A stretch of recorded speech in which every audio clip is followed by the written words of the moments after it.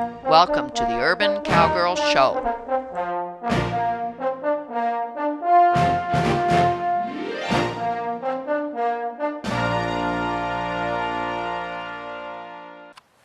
This is our next session, and Sierra was out here helping Aaron, who had never done it, but he had watched my video from the last show, harness Sadie and Scott, who hadn't done it, but he was here watching us do the video for the last show yesterday. As a matter of fact, he was operating the camera.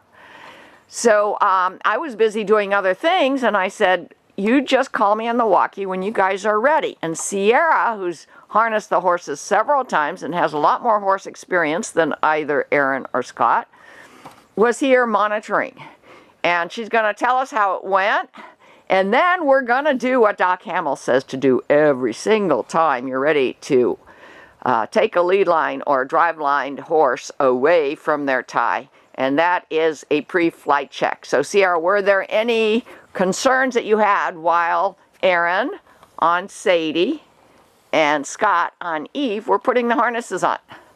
The only concern was making sure that for the britchin the straps were long enough.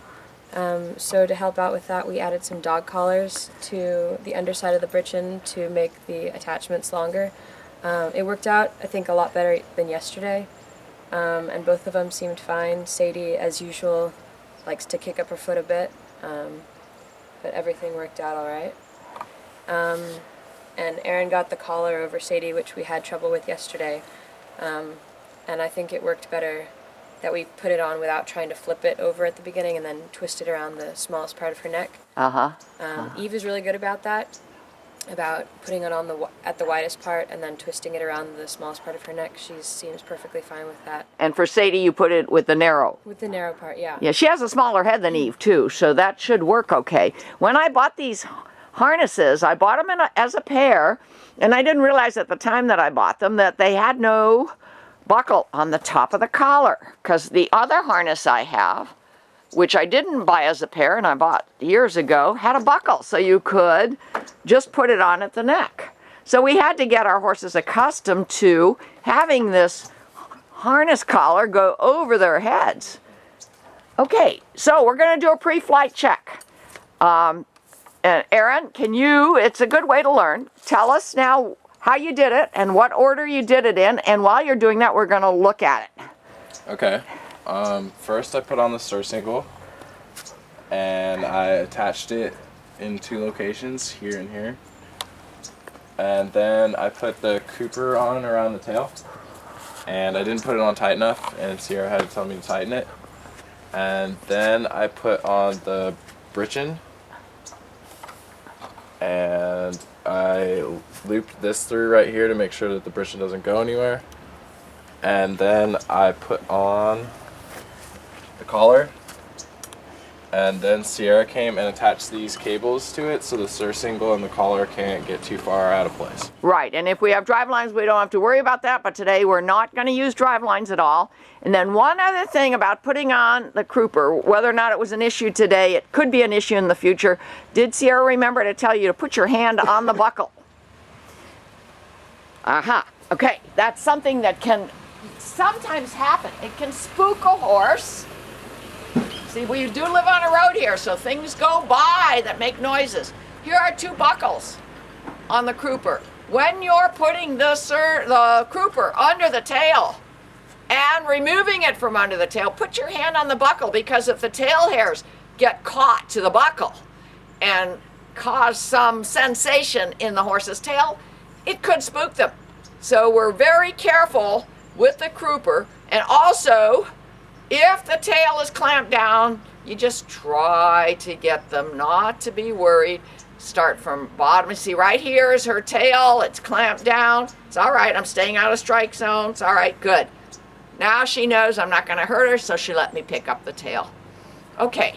So Aaron, if you would turn the camera to Scott. Scott's going to do the same thing. We're doing a pre-flight check with Scott. Can you come a little closer?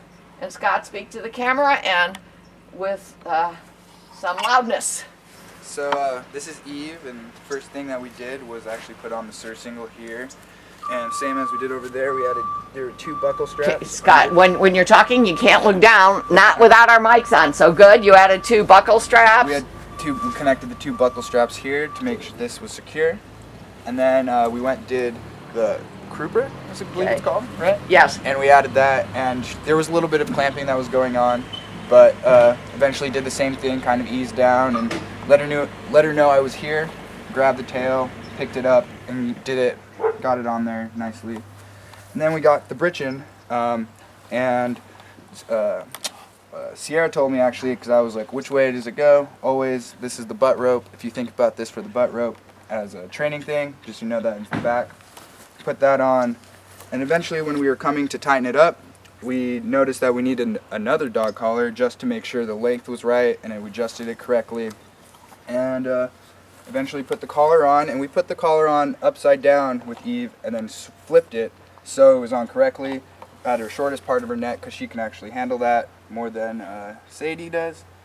And then we added these 2 chains, one on here and one on this side, just so the collar and the surcingle, if the surcingle decides to go back, the collar will hold it up more forward. Okay, perfect. That and in spite of the dog barking here, in spite of the loud truck, being a little bit scary here on the road, my horses seem to maintain their composure, and I'm always looking for that. I know them very well. I know when they're getting stressed, even if it's not a spook. So, what we're going to do is, Sierra's the most experienced here. She's going to take Sadie's lead line, and Aaron is going to take Eve's lead line. He does handle my horses and has quite a bit, but not doing this. He's going to take Eve's lead line. Scott, who's trying to learn and is highly motivated to learn how to handle the horses, is going to do the camera with me and the harness pole with me. We want to put Sadie and Eve alongside each other with the harness pole between them. We may not even lift them up.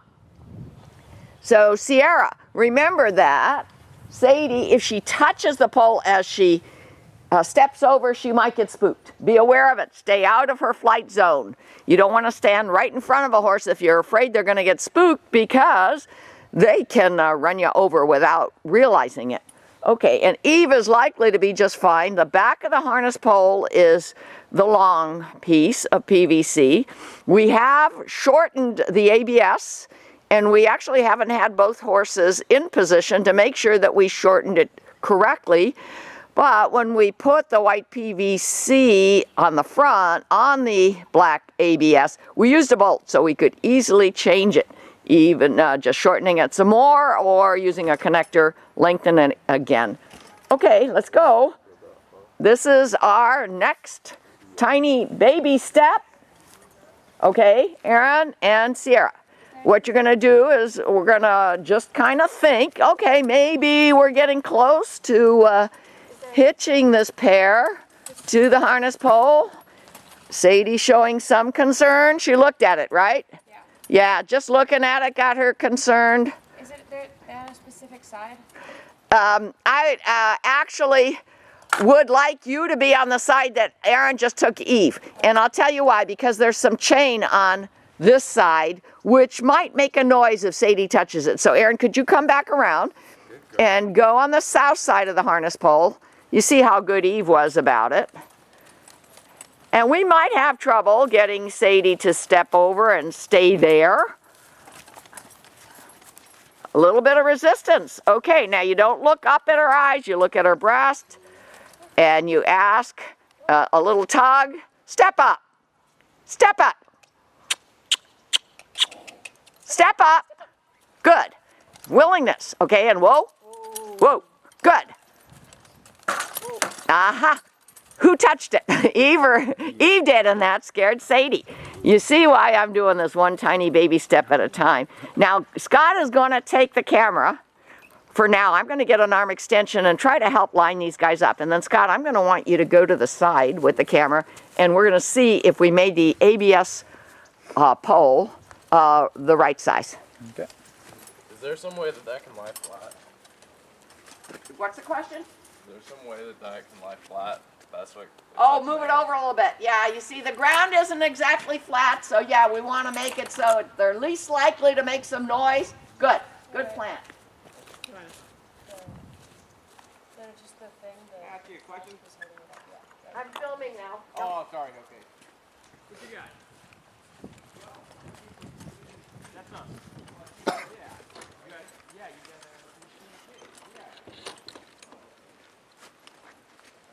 got Here's my cart arm extension. Here comes Eve. She's the longer of the two horses. Whoa. Looks okay to me. I'm eyeballing it. I didn't have any cookbook to go by. Couple feet to the back of the harness pole. Looks good. It's all right, Sadie. It's all right. That a girl. Whoa.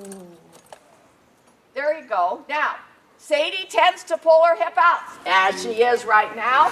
I'm going to try. Oh, and Evie is too. Okay, bring Sadie back around. This is going to be something that we're going to have to do with a lot of repetition. Make Sadie, and I was hoping Evie, just standing here, would give Sadie the confidence. I want Sadie to stay parallel to this harness pole. And Aaron, can you go to the other side and try to get Evie's hip over a little bit? And here's how you do it. Eve is pretty good about this. Over, over, over. Hold her. Over. Look at that. She's going into the pressure instead of against it. Okay, wait a minute, Sierra. I have to work with Eve on this. Over. Rhythmic pressure. Over. She's not understanding. Okay, go back around, Aaron. And when you have to hold her head, try not to hold constant pressure. Come back around. And this time when, oh, she's got some noises here. Aaron, can you come back around? Yeah, just trying to get her calm. Okay, she's hearing that big truck. She's concerned. I'm going to try to get her lined up and then bring Sadie in again. If I could just leave them in there for 10 seconds, I'd be happy for today's moment of resolution. But I want them to be parallel. Is that too much to ask at this point in their training? I don't think so, but we'll see. Whoa. Whoa. Now I'm going to keep a visual block going here. It's almost like there's a wall. Okay, you come over. Eve sees this. It's like a windshield wiper motion saying, here, there's a wall here. Whoa. Easy, easy, easy. And good. Whoa.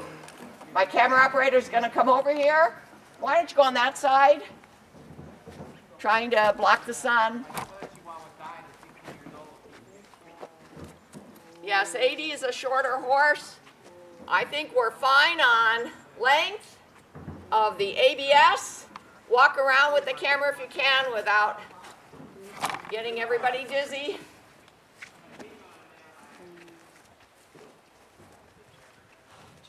This is the scene that I want to have happen in an eye blink when we ask the horses to get hitched to their training harness pole. Now, I'm not even going to try today. There's this distraction, and we had a little bit of trouble with the hips. Here's what's our next step. We do this again, and we lift the training harness pole. Somebody in the back, somebody in the front. Slowly lift it, not too high, because the higher it gets, sometimes the more ominous it seems to get. And once we get it so that the two horses will stand just like this with the training harness pole, where we're ultimately going to want to attach it to the harness, which will be about right here, right below the hip, but above the hock. Reason being, Sadie, and we know this about Sadie, when she feels something on her hocks, she tends to kick out. That's been the case for years. So we keep trying to not desensitize her to it.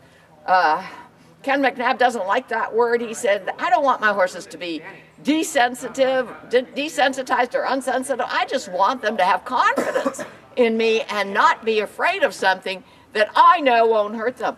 So he even did a show last week on using a lariat all over the horse's body, including the hocks, the back legs. So I have lariats, I do roping. I'm going to do some more of that with Sadie, especially because we've got some rain coming in. That'd be a good exercise to do in my covered square pen. Look at that. In spite of the fact that the truck just left, you may or may not have heard it, my horses are standing parallel. And I'm just going to take that now while I've got it. My moment of resolution, and that's the end of today's session. Today we're working with Sadie alone. See the way she pushed her hip out like that? We think that we're going to be able to solve that problem eventually when Eve is next to her, when they're moving forward, step up, forward motion, when Sadie gets confident that this harness pole is not going to attack her. But we have other problems with Sadie. We've mentioned it many times. She doesn't like straps touching her below the hocks. So we're going to desensitize her today. That's all this session is going to be about. Desensitize Sadie, one of many such sessions, to feeling things below her hocks. Now, when tools are used, first you try to make nice with them. I'm making her realize this is a tool, an arm extension. Make nice. I'm going to work my way down her hip. Whoop. Whoa, now, good girl. She stopped. She looked like she was going to pull out. Watch me come down her back leg. I'm above her hocks. Will she allow it below her hocks? Yes, on the outside. Will she allow it below her hocks? On the inside. This time, yes. We're going to do this kind of thing a lot with Sadie. Good girl. Good girl. Now I'm going to put this down. And I've got my lariat because I want to try to do it with something as heavy as a lariat as well, but this is a soft cotton rope. We use it for drive lines, butt ropes, etc. It's all right. It's all right, Sadie. It's all right. She's watching out of her peripheral. Good girl. Good girl, Sadie. Good girl. I'm going to put my lariat down for a moment. It's all right. Remember, she tends to kick out with her back leg, so I'm staying out of strike zone being like a half moon from about the cinch out to about a hula hoop and back around to the tail. Okay? It's all right, Sadie. Inside. That's where she seems to be really sensitive. But you know, if a tug strap is touching her, it's going to be on the outside. If a harness pole is going to be touching her, it's likely to be on the outside unless she steps over. And then we're in trouble. Then that's a wreck about ready to happen. So we're trying to make sure that never, ever happens. It's all right. I'm going to carefully bend down. It's all right. Be big. Let her know I'm here.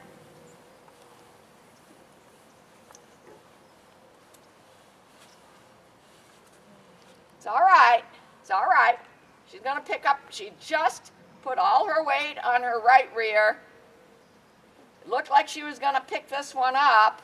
And you know, before she does, I'm going to say, let's remove the pressure. The right answer gets rewarded by removing the pressure. But you know, sometimes when you're harnessing, when you're using your tack, things just kind of touch like this. I'm trying to simulate all the things that could scare her, that could elicit that kick-out response. But I sure am not seeing it now. It's all right. It's all right. It's all right. Okay, one more thing. Her mom, Eve, is my rope horse. She's real used to all the lariat maneuvers that one does when one is roping. Sadie is not. So, I use a dog collar, by the way, to keep my lariat nicely looped while I store it. Dog collars are great. Okay, now here's my lariat. This is my ranch rope. It's a really long rope. Makes that lariat sound when you're forming your loop. It's all right, Sadie. Ken McNabb did this with one of his young colts. He said, use the lariat, use the lunge line.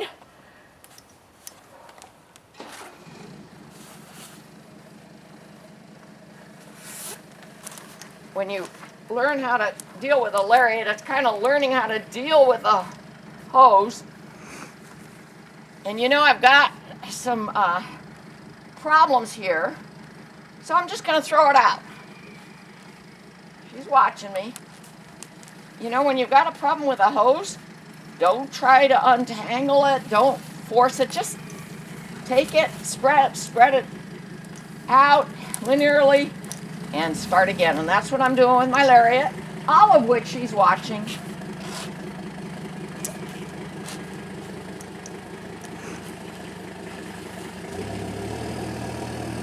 One more loop bigger. Reason being because I want to do something in front of her before I go behind her.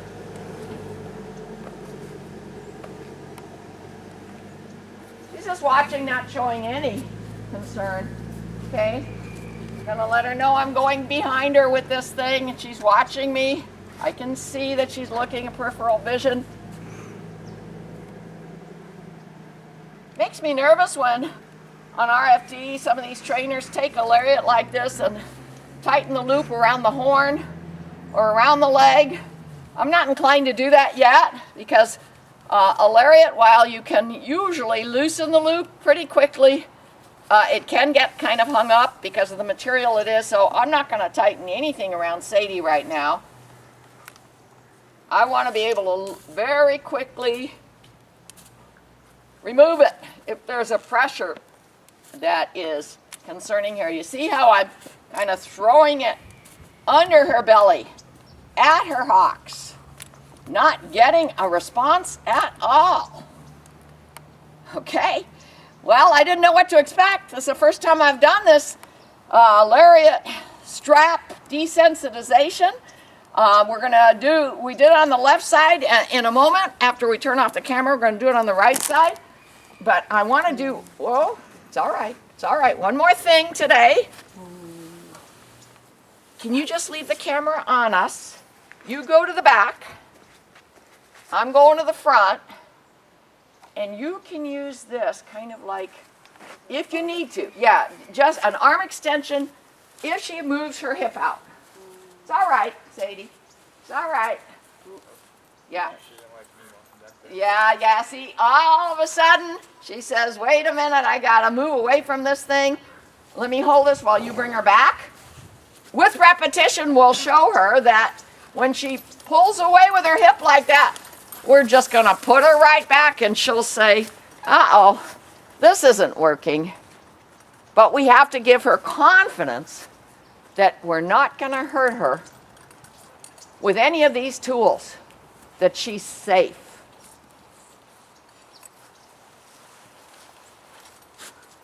Good girl. Windshield wiper motion. Woo. Windshield wiper motion.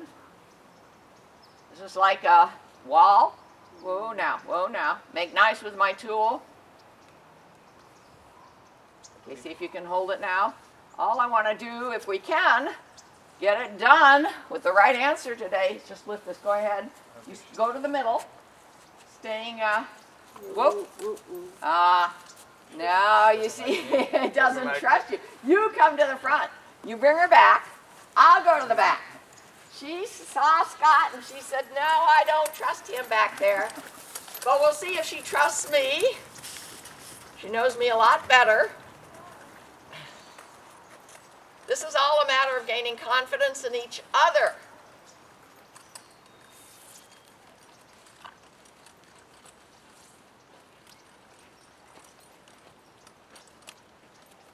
Good girl. Whoa. Whoa. Whoa. Good girl. Okay, she was thinking of it, then she said, wait a minute, the strange guy's in front of me. I'm still backing off, says she.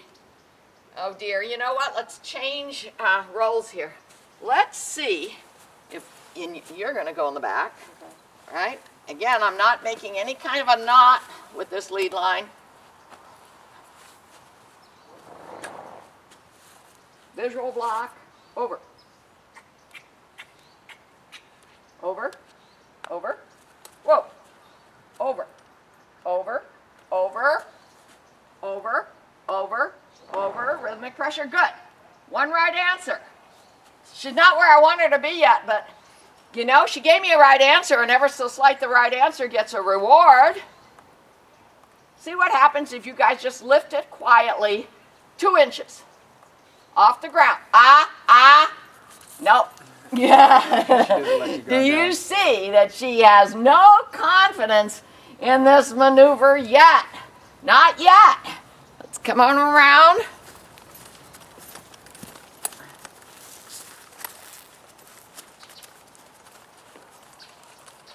I'm going to surprise her and go to the other side.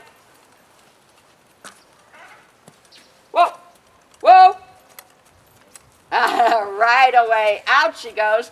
All right. She comes back. This time I'm coming back to this side. Looking where I want to go. Whoa, whoa. Back, back. Whoa. She's watching. She's watching. She said, I'm moving away. You know what? Without lifting it, just bend down. Let's see what she does if you bend down. Whoa. No. She doesn't trust even them bending down. Okay, this is like an obstacle. We've done a lot of obstacles work. I want her to investigate it. I want her to realize it's inanimate. It's not going to hurt her. Approach it from all different angles. Whoa. Whoa. Back. Ask her to back off. Approach, retreat, back. If you want to learn more about how to train for obstacle de-spooking, go to some of my programs about obstacles, because I have an obstacle course set up here. And we've done it for years. We review it. And we show you the problems and how we get past them. Whoa. Good? That was a good stop. This isn't the direction we want her to go, but I'd like it if she would just investigate. Back, back, back, back. Whoa. Good. Good. Scott, you come here and bend down for a minute. Just bend down. Talk to her. Hey, Sadie. Good, good. Lift it ever so slight. Good. How about you, Sierra? Yes. As it comes up, she says, I better smell that thing. Yes, I know. Now she's looking at Sierra and she says, wait a minute. They snuck that in on me. Okay, let me check it out. She's checking it out. She's licking her lips. That's my moment of resolution. You can carefully put it down. Good girl. Good girl. And tune in for our next session. We're going to be doing some more of this with Sadie. A whole lot more. And she'll get better. We'll show you. See more at www.urbancowgirlchannel.com.